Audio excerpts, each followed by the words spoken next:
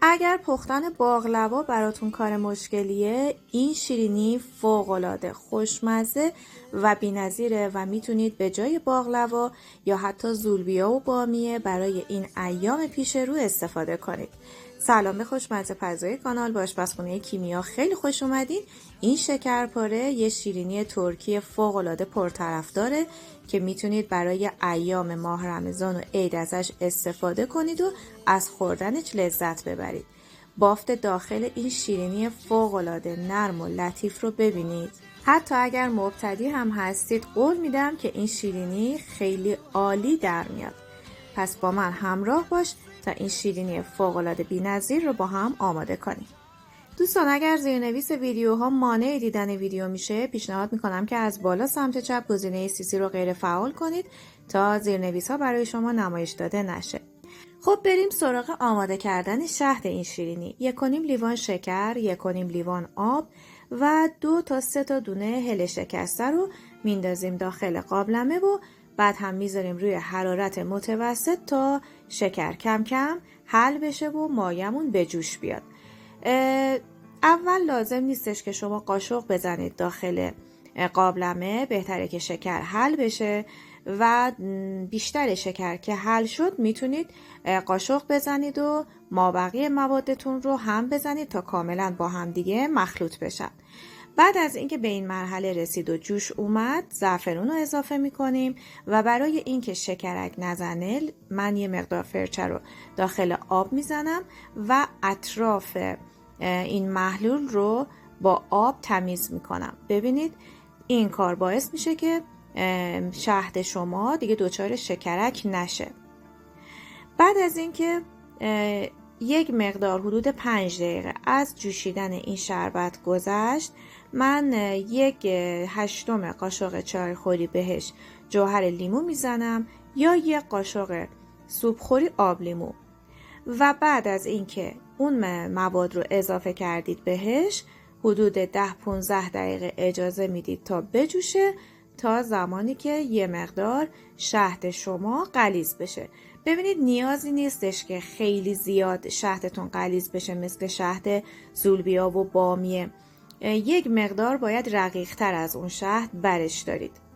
من جوهر لیمو رو اضافه کردم و 10-15 دقیقه اجازه میدم تا شربتم غلیظ بشه.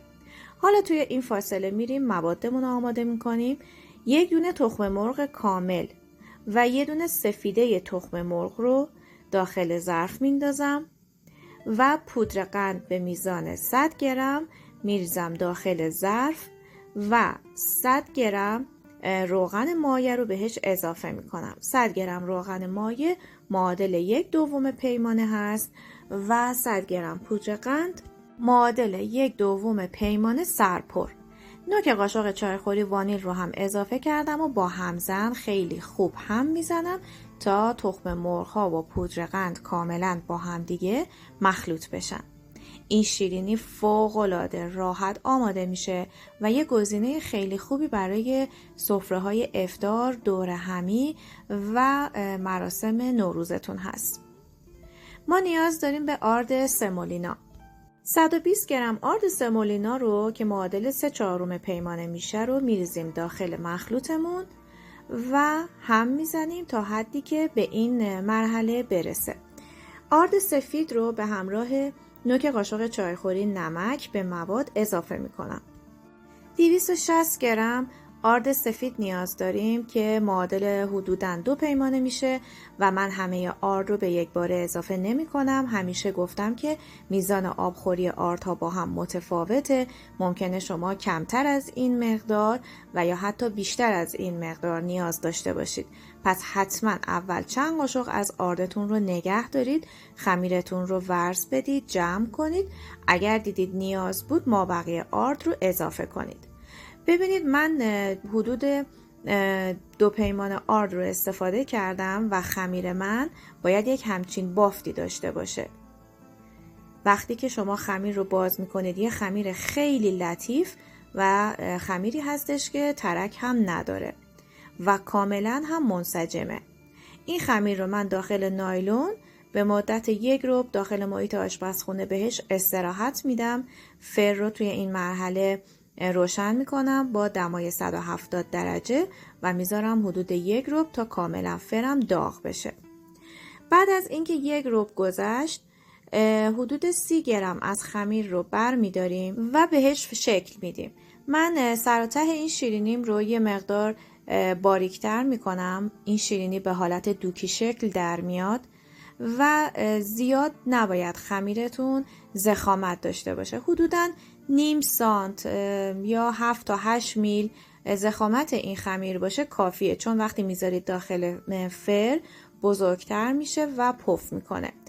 حتما کف سینی رو یه مقدار کم چرب کنید، خیلی کم باید چرب کنید و بعد خمیرها رو که میچینید داخل سینی فر باید هر یک دونه شیرینی رو که داخلش میذارید روی شیرینی رو بپوشونید، چون این شیرینی در معرض هوا که قرار میگیره خیلی زود خشک میشه و سطح کارتون رو خراب میکنه.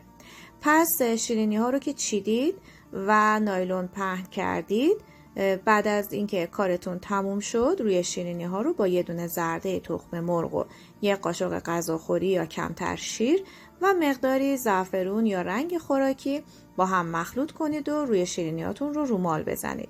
بعد از اینکه رومال کردید با چنگال روی شیرینی رو به این شکل که میبینید خط میندازید. دوستان استاندارد این رسیپی اینه که خمیر رو 30 گرمی در نظر بگیرید و من هم این کارو کردم، اما به نظر من اگر برای ایام عید یا ماه رمضان میخواید استفاده کنید بهتره که خمیرتون رو بین 15 تا 20 گرم در نظر بگیرید که تعداد شیرینی هاتون بیشتر بشه و یه مقدار از لحاظ حجمی هم کوچیکتر باشه.